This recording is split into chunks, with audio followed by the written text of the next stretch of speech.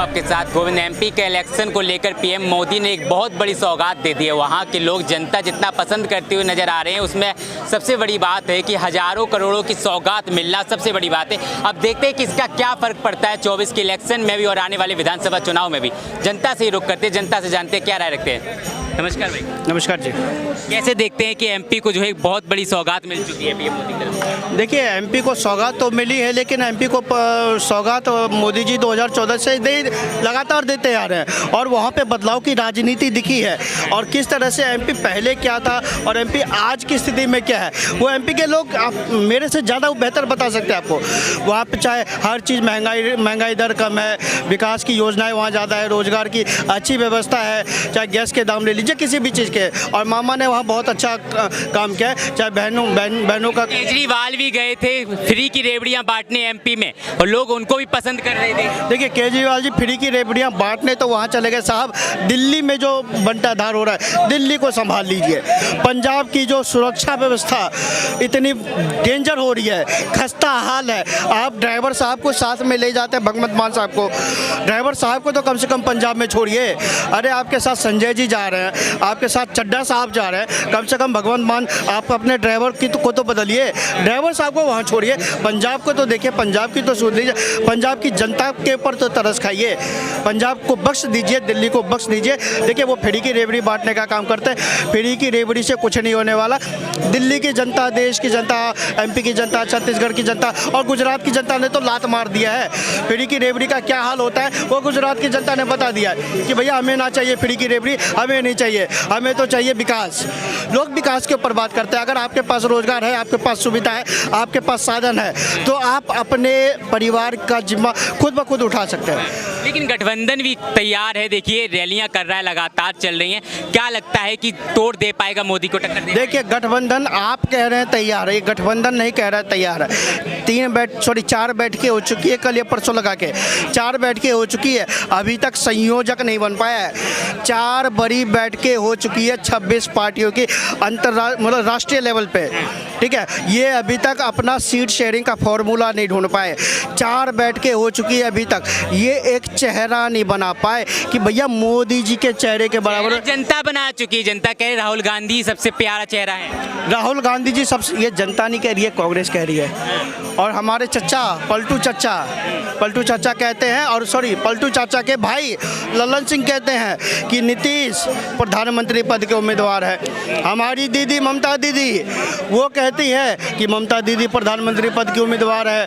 आप इधर आ जाइए, केजरीवाल साहब, इनको उठाने की बात अलग चल रही है। तो गठबंधन में तो फार क्योंकि इन्होंने इंडिया में जितने छेद किए ना, आई छेद, एन छेद, डी छेद, ये जो छेद करने का काम किया है इन्होंने, ये छेद को बंद करेगी देश की जनता, भारत की जनता। क्योंकि इन्होंने जितने छेद किए हैं, जितने टुकड़े किए, ये छेद इनकी पार्टी में होगा, इनके परिवार में होगा।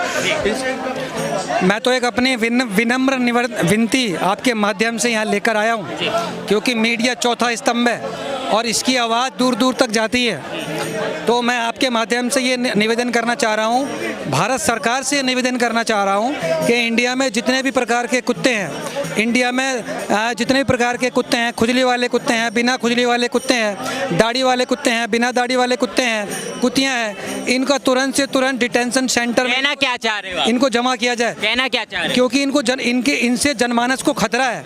ये अगर कुत्ते जनमानस राह चलते को काट ले तो उनको रेबीज हो जाता है। रेबीज होने से उनका मृत्यु होने का खतरा बढ़ जाता है, वायरस फैल जाता है। तो मेरी भारत सरकार से अपील है कि इंडिया में जितने भी कुत्ते हैं उन सबको तुरंत से तुरंत डिटेंशन सेंटर में भेजा जाए।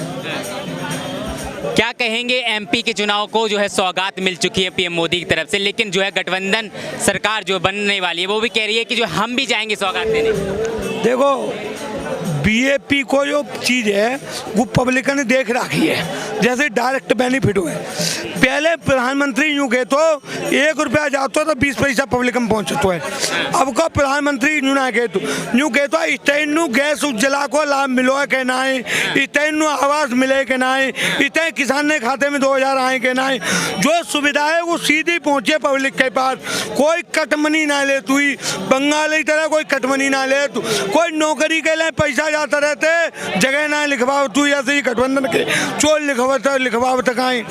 और और कोई प्रधानमंत्री यूनाइटेड के जाके देश के संसाधन पे पहलो फलाने एक धर्म को या एक जाति को अधिकार हुआ है। जैसे मनमोहन कहते हैं कि भाई यहाँ पे तो अल्पसंख्यक माउंटेन को अधिकार हुआ है के हिंदुस्तान के संसाधन पे।